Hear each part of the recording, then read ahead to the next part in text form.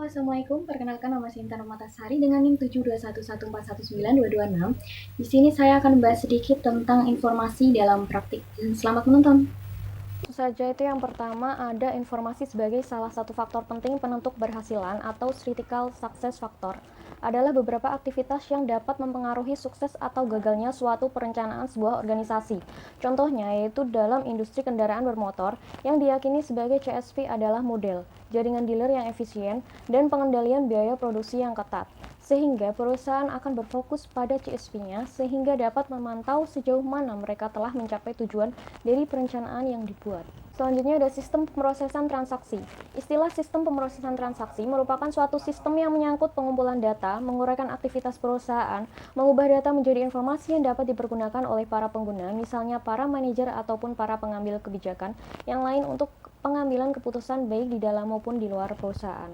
Selanjutnya ada tujuan sistem, yaitu untuk menunjukkan aliran yang terjadi selama kegiatan perusahaan, baik dari pemesanan, pembayaran maupun yang berhubungan dengan piutang dan sistem pengkreditan yang dilakukan perusahaan. Unsur-unsur lingkungan dari sistem distribusi meliputi pelanggan, pemasok, ruang persediaan bahan baku, dan manajemen. Terdapat beberapa istilah di antaranya, yaitu satu, pesanan penjualan atau sales order, yaitu pesanan yang diterima perusahaan dari pelanggannya. Yang kedua ada pesanan pembelian atau purchase order, yaitu pesanan yang ditempatkan oleh perusahaan kepada pemasoknya. Selanjutnya ada subsistem utama sistem distribusi.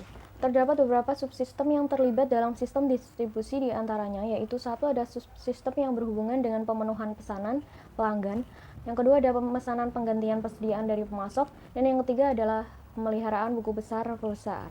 Selanjutnya ada sistem yang memenuhi pesanan pelanggan. Jadi terdapat 4 sistem utama yang terlibat dalam pemenuhan pesanan pelanggan, diantaranya itu sistem entry pesanan atau order entry system, yaitu memasukkan pesanan pelanggan ke dalam sistem. Yang kedua ada sistem persediaan atau inventory system, yaitu memelihara catatan persediaan. Yang ketiga ada sistem penagihan atau billing system, yaitu membuat faktur pelanggan. Dan yang terakhir keempat ada sistem piutang dagang atau account receivable system, yaitu menagih utang dari para pelanggan. Selanjutnya ada sistem yang memesan persediaan pengganti. Terdapat 3 sistem utama yang terlibat dalam sistem pemesanan persediaan pengganti, yaitu satu ada sistem pembelian purchase system, yaitu menerbitkan pesanan pembelian kepada pemasok untuk persediaan yang dibutuhkan. Yang kedua ada sistem penerimaan receiving system, yaitu menerima persediaan. Yang ketiga ada sistem utang dagang atau account payable system, yaitu melakukan pembayaran. Selanjutnya ada sistem yang menjalankan proses buku besar. Sistem buku besar atau general ledger system adalah sistem akuntansi yang menggabungkan data dari sistem akuntansi yang lain dengan tujuan untuk menyajikan gambaran keuangan operasi perusahaan secara gabungan. Terdapat subsistem yang terkait, yaitu satu ada sistem memperbarui buku besar update general ledger system, yaitu akan membukukan catatan-catatan yang menguraikan berbagai tindakan dan transaksi ke dalam buku besar. Yang kedua ada sistem pembuatan laporan manajemen atau prepare management report system, yaitu menggunakan isi buku besar untuk membuat neraca dan laporan laba rugi serta laporan lainnya. Selanjutnya di sini ada menempatkan sistem pemrosesan transaksi dalam perspektif. Sistem pemrosesan transaksi berperan sebagai fondasi dari semua aplikasi yang lain yang mengambil bentuk basis data yang mendokumentasikan semua hal yang penting yang dilakukan oleh perusahaan dalam menjalankan operasinya dan berinteraksi dengan lingkungan. Selanjutnya di sini ada sistem informasi organisasi. Contoh dari sistem informasi organisasi yaitu sistem informasi eksekutif yang dikembangkan dengan tujuan untuk memenuhi kebutuhan akan informasi yang berhubungan dengan bagian-bagian tertentu dari organisasi. Selanjutnya ada sistem informasi pemasaran. Itu merupakan kombinasi antara subsistem input dan output yang terhubung oleh basis data. Subsistem output memberikan informasi mengenai unsur-unsur penting di dalam bauran pemasaran. Jadi bauran pemasaran atau marketing mix itu ada 5, yaitu yang pertama ada subsistem promosi, subsistem produk, subsistem lokasi, subsistem harga, dan subsistem bauran terintegrasi. Kemudian yang subsistem input itu merupakan sistem pemrosesan transaksi yang mengumpulkan data dari sumber-sumber internal dan lingkungan lalu memasukkannya ke dalam basis data. Yaitu yang pertama ada sistem riset. Subsistem riset pemasaran mengumpulkan data internal dan lingkungan dengan melakukan studi-studi khusus. Yang kedua ada subsistem inteligensi pemasaran, itu mengumpulkan data lingkungan yang berfungsi untuk menjaga manajemen tetap terinformasi mengenai aktivitas para pesaing dan para pelanggan perusahaan dan unsur-unsur lainnya yang dapat mempengaruhi operasi pemasaran. Selanjutnya ada sistem informasi sumber daya manusia. itu memberikan informasi kepada seluruh manajer perusahaan yang berkaitan dengan sumber daya manusia perusahaan. Sama seperti MKIS, data yang didapat berupa data input yang akan diolah oleh bagian HRD atau bagian SDM yang akan menghasilkan keputusan output untuk menunjang pengambilan keputusan.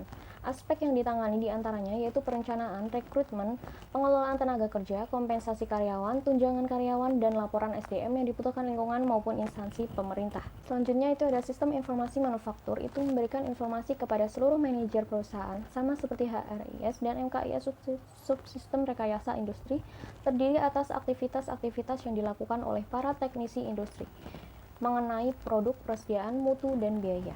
Selanjutnya di sini ada sistem informasi keuangan, itu memberikan informasi kepada seluruh manajer perusahaan yang berkaitan dengan aktivitas keuangan perusahaan. Selain sistem yang digunakan hampir sama, namun yang ditekankan adalah pada aktivitas output yang penting meliputi peramalan tren, perekonomian masa depan, mengelola aliran dana yang melalui perusahaan, dan mengendalikan keuangan perusahaan. Selanjutnya ada sistem informasi eksekutif. Itu merupakan suatu sistem yang memberikan informasi kepada para manajer di tingkat yang lebih tinggi atas kinerja perusahaan secara keseluruhan. Digunakan pula istilah sistem pendukung eksekutif atau Executive Support System atau ESS. Selanjutnya di sini ada manajemen hubungan pelanggan. Semua sistem beserta subsistem yang berjalan bertujuan untuk menyediakan data-data secara up-to-date karena hal inilah yang akan dipergunakan sebagai landasan pengambilan keputusan dibandingkan dengan data historis sebelumnya.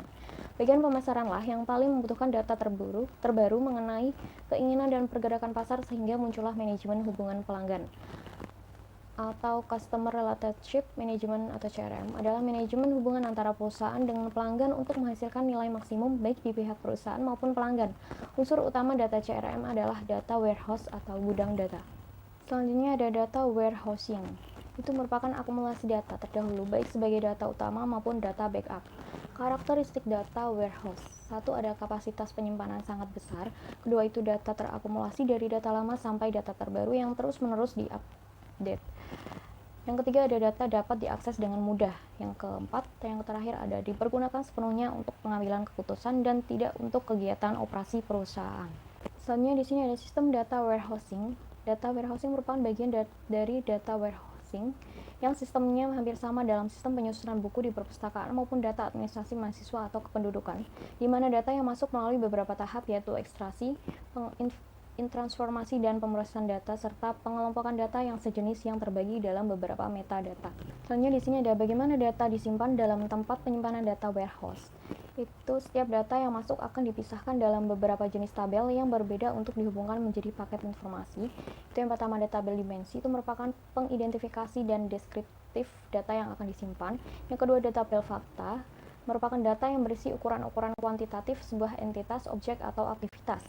Yang ketiga, paket informasi, itu merupakan penggabungan dua tabel tersebut yang akan digunakan untuk menganalisis suatu aktivitas tertentu. Selanjutnya ada penyampaian informasi, itu proses yang dapat dilakukan untuk mendapatkan informasi dari data warehouse yaitu dengan beberapa cara, diantaranya drill down, yaitu proses navigasi ke bawah melalui tingkatan-tingkatan rincian. Yang kedua ada roll up, itu proses navigasi ke atas yang memungkinkan pengguna memulai dengan tampilan terinci dan kemudahan meringkas yang menjadi tingkat ringkasan yang lebih tinggi. Yang ketiga ada drill across, yaitu dengan cepat bergerak antara hierarki.